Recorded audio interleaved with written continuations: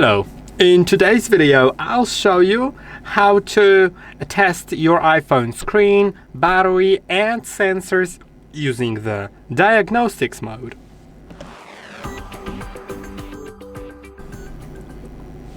First, we'll need to enter the Diagnostics mode.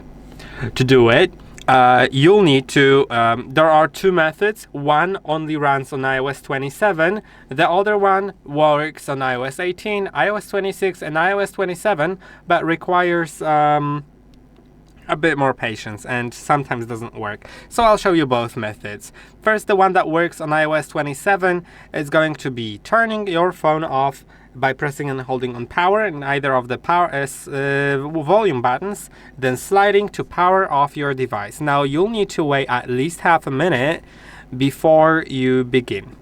After half a minute, you can start pressing and holding on the power button. Keep holding even if the Apple logo shows up. Then it'll say continue holding for recovery, and when the text changes to loading recovery options, you can now release the button and wait until it automatically enters the recovery mode. Okay, now after it enters it, you'll be able to click on Diagnostics mode and click on Restart iPhone. Now it will automatically get to the diagnostics. Now I'll move on how to enter it on older iOS versions. So if you fail to do it, you know that you need to try the other method. For that, you also need to turn the phone off by pressing and holding on power in either of the volume buttons. It works on iOS 18, 26, 27, and if there's any newer as you're watching this video, it will also work there. iOS 27 wasn't yet officially released, so if you haven't installed the beta, probably you have iOS 26.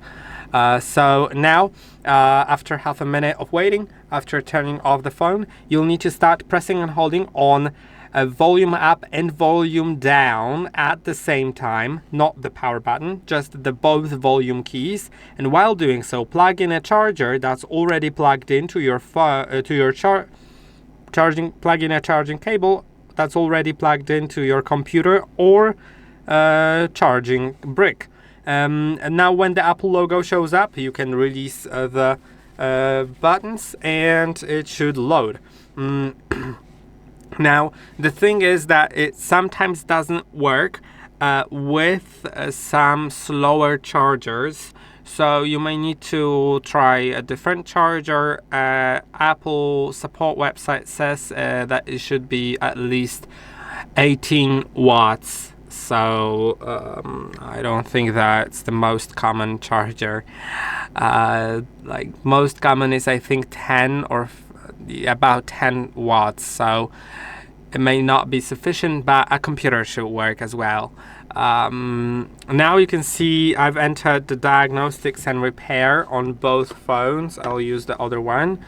Yeah, and let's click on continue. Now let's select a network that we'd like to connect to. It has to connect in order to send data to the Apple servers. Now you can see it is connecting. Let's agree.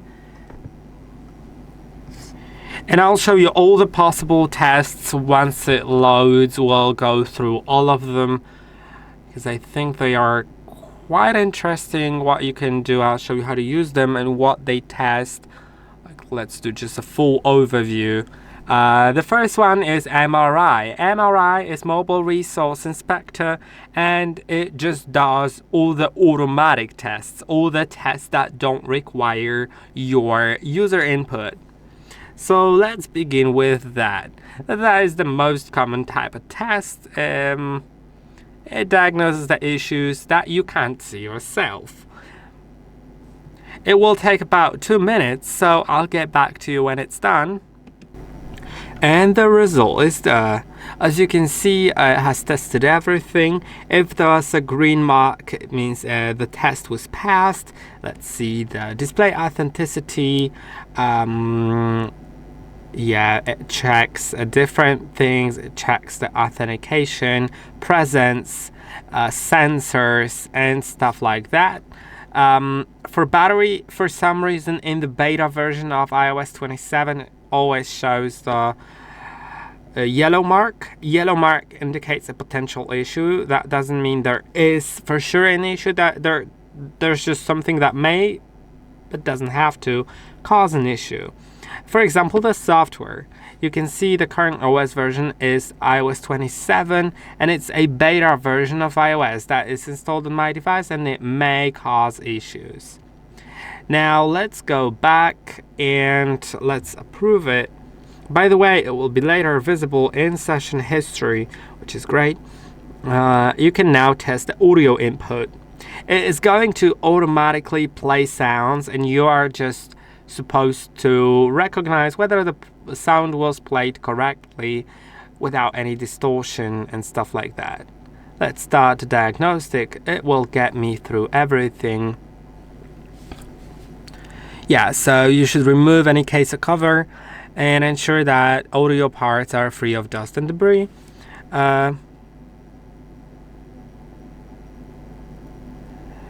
Then it says also that the tones will be loud, so get ready for it.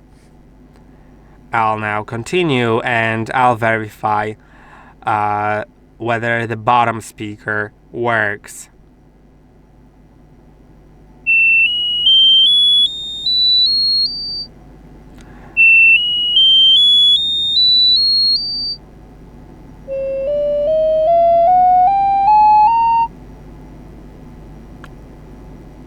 Yeah, I think the speakers played a correct sound, so let's click on yes. Now it will test the top speaker. So that will be quieter.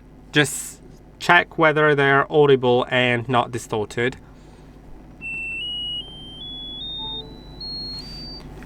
Also, depending on your iPhone model, it will be different. Some newer iPhones have a louder speaker up top. Yeah, but it was correct indeed. So let's click on yes. And now it will play through the top and bottom speaker, I believe.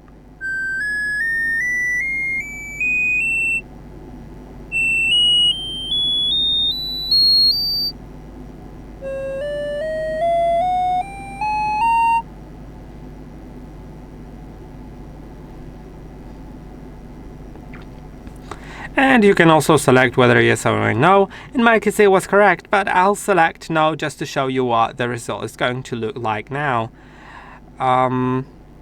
So yeah, it's just going to finalize the test. And now it is ready. You can see the sensors are correct. The software is marked yellow because it's a beta version. And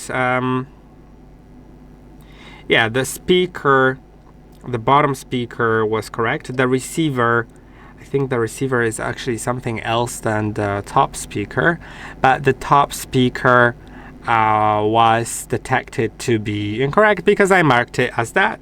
And it also shows me that I can try cleaning dust and debris from the audio parts and run the test again. I can refer to iPhone troubleshooting sound issues in the repair manual for cleaning and troubleshooting instructions. Now let's go back, let's close it, let's go through another test, which is going to be display pixel anomalies. That will display different colors on my screen and let me identify whether there's an issue with some pixels.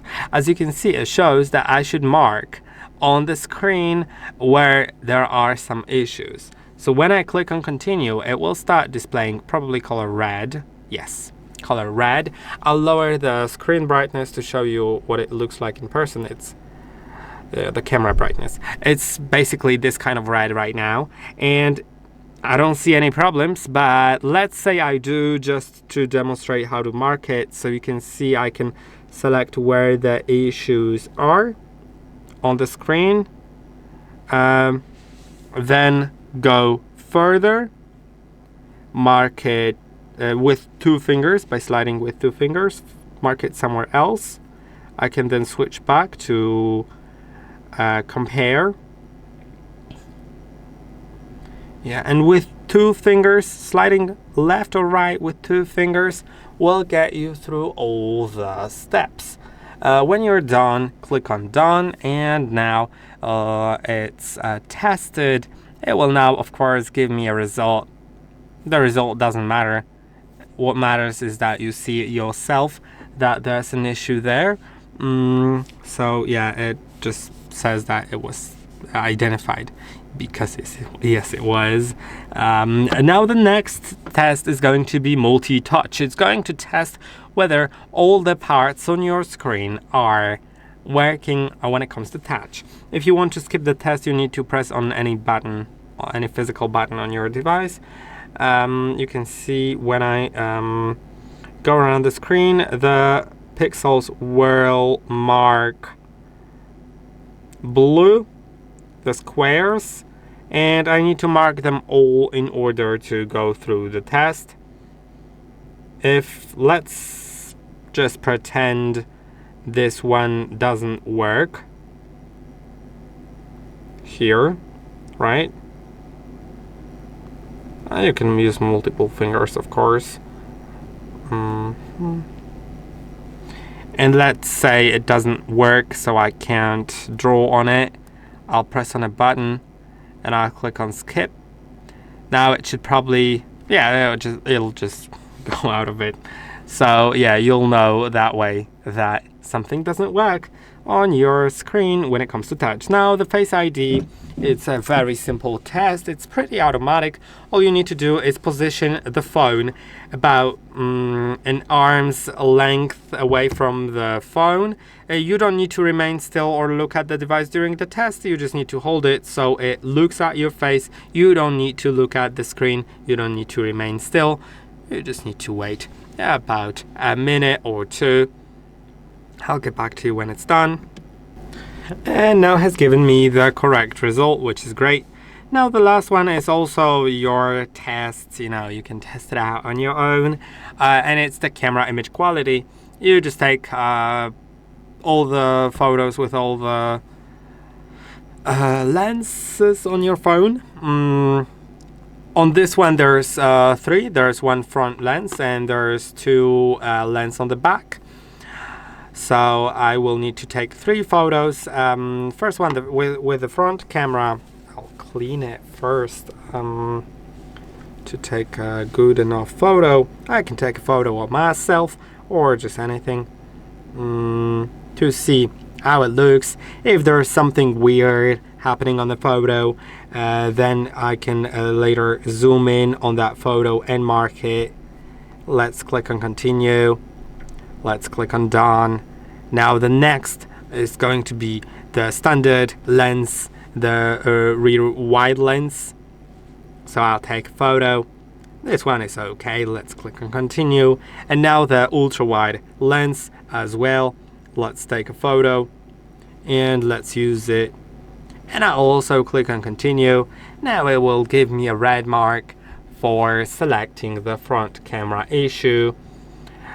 So yeah, that's how you can test your cameras if they're all fine. And yeah, that is basically it. I'll save it now. And these are all the tests. I'll now exit Diagnostics. I hope that this video was helpful. Don't forget to like and subscribe, and I'll see you in the next one.